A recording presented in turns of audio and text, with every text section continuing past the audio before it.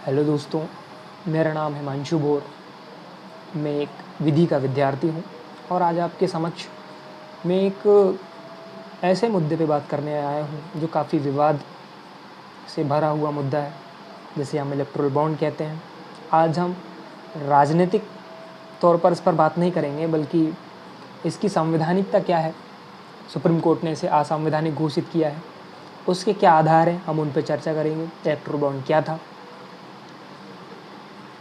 हम सभी जानते हैं कि कोई भी राजनीतिक पार्टियां बिना फंडिंग के नहीं चलती हो, चाहे वो कांग्रेस हो, चाहे वो बीजेपी हो, चाहे वो सीपीआईएम हो, चाहे नेशनल पीपल्स पार्टी हो, चाहे तृणमूल कांग्रेस हो, चाहे आम आदमी पार्टी हो, कोई भी पार्टी हो, वो बिना फंडिंग के नहीं चलती है।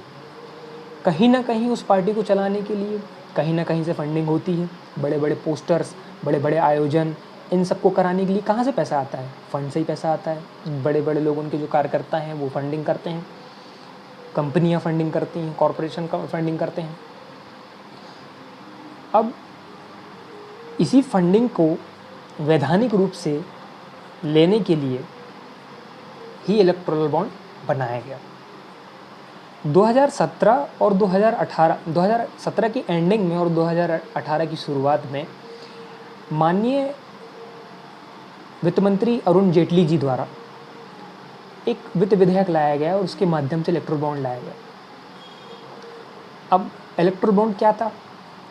इलेक्टोरल बॉन्ड एक ऐसा पर्चा था जिसके माध्यम से आप एसबीआई बैंक से उस बॉन्ड को खरीदें, उस पर्चे को खरीदें। वो बॉन्ड 1000, 10,000, 1 लाख, 10 लाख और 1 करोड़ तक के बॉन्ड होते थे। कोई भी व्यक्ति उस बॉन्ड को एसबीआई बैंक की जो अन्य शाखाएं हैं वहाँ से खरीदे और ख़रीदने के बाद में वो जिस भी पार्टी को फंडिंग करना चाहता है, जिस भी पार्टी को चंदा देना चाहता है, वो जाकर के चंदा दे दे और वो पार्टी वहाँ से फिर एसबीआई बैंक से 15 दिनों के अंदर उस बॉन्ड को भंजाना पड़ता था, नहीं तो वो पीएम केयर फंड में वो बॉन्ड चला जाता था। अब यहाँ पर दिक्कत तो कहीं नहीं थी कि भाई कोई व्यक्ति किसी पार्टी को चंदा देना चाहता है तो वो बॉन्ड खरीदे एसबीआई बैंक से और एसबीआई से बॉन्ड खरीदने के बाद में जाकर के किसको दे दे, किसी भी पार्टी को दे दे जिसको वो फंडिंग करना चाहता है। तो कोई दिक्कत नहीं थी कि भाई एक व्यक्ति बॉन्ड खरीदेगा और बॉन्ड खरीदने के बाद में जिस पार्टी को ज़रूरत होगी वो उस पार्टी को ले जा करके दे देगा, कोई दिक्कत नहीं थी। लेकिन दिक्कत कहाँ आई? दिक्कत आई, एक संस्था है जिसे हम एडीआर कहते हैं, एसोसिएशन फॉर डेमोक्रेटिक रिफॉर्म। ये संस्था और कॉमन कॉज एक संस्था है और एक पार्टी है सीपीआईएम। इन तीनों ने मिलकर के 2017 में सुप्रीम कोर्ट में रिट पिटीशन दायर करी और उसमें कहा कि माननीय न्यायालय, क्या आपको नहीं लगता कि ये आर्टिकल 14 और आर्टिकल 19(1)(a) का उल्लंघन है? तो सुप्रीम कोर्ट ने कहा कैसे? एडीआर का कहना था, जिसने पिटीशन फाइल करी थी, रिट पिटीशन फाइल करी थी, उनका कहना ये था कि एसबीआई एक सरकारी बैंक है और इलेक्टोरल बॉन्ड को केवल और केवल एसबीआई बैंक से ही भंजाया जा सकता है, लिया जा सकता है।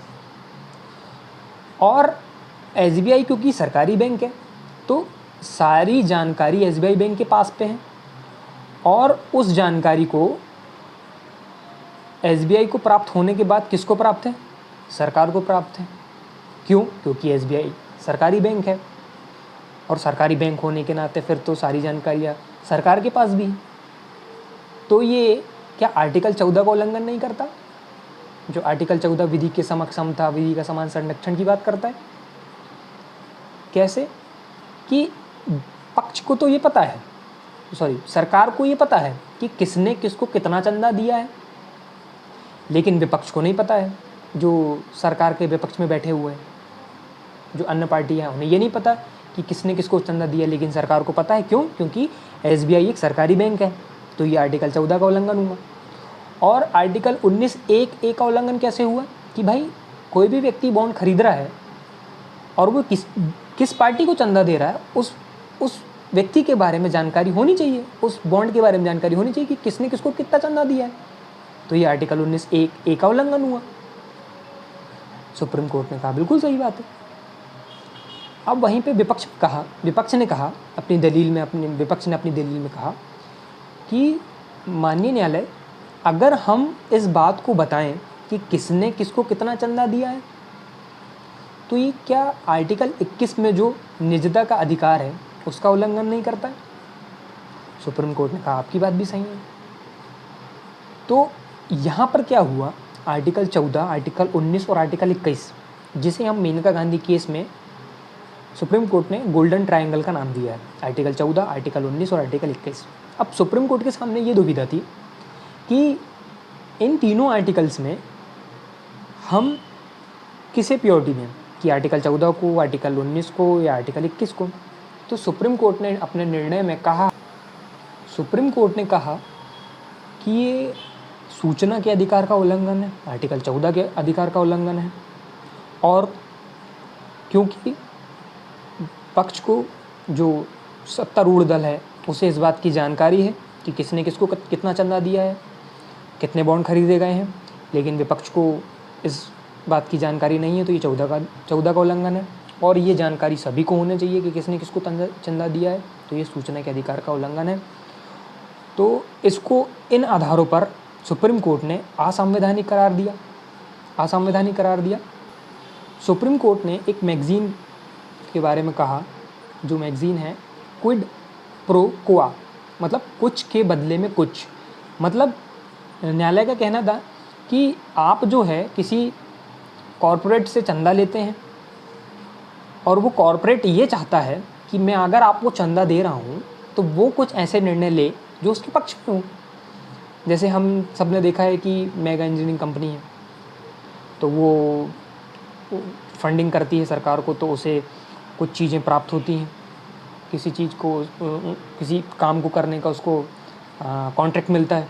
तो इस प्रकार से हम राजनीतिक मुद्दे पे बात नहीं करेंगे।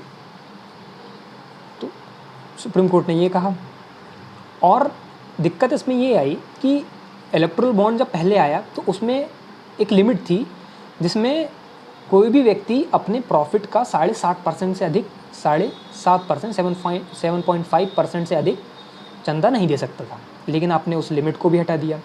और जो घाटे में चल रही कंपनियां थीं, उन घाटे में चल रही कंपनियों को भी मना था कि वो चंदा नहीं देंगी, लेकिन आपने उसको भी हटा दिया, उसको हटा दिया। तो वो जो घाटे में चल रही कंपनियां वो भी चंदा देने लगी। और जो चंदा है इस पे आप टैक्स भी नहीं लगा रहे हैं। तो इलेक्टोरल बॉन्ड को लाया क्यों गया था?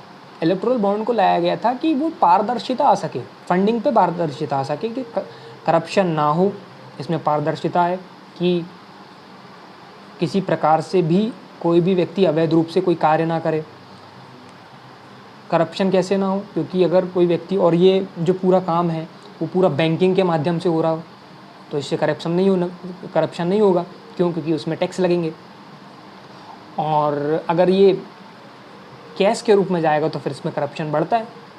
पहले भी ये इन चीज़ों पे चर्चाएं हुई हैं, पहले भी ये चीज़ें चलती आई हैं कि कोई भी पार्टी, कोई भी कॉरपोरेशन अपने पक्ष में निर्णय लेने के लिए पार्टी को फंडिंग करता था। हमने ब्रीफ केस राज पढ़ा है, लाइसेंस राज पढ़ा है, ये सब चीज़ें शुरू से ही चलती आई हैं।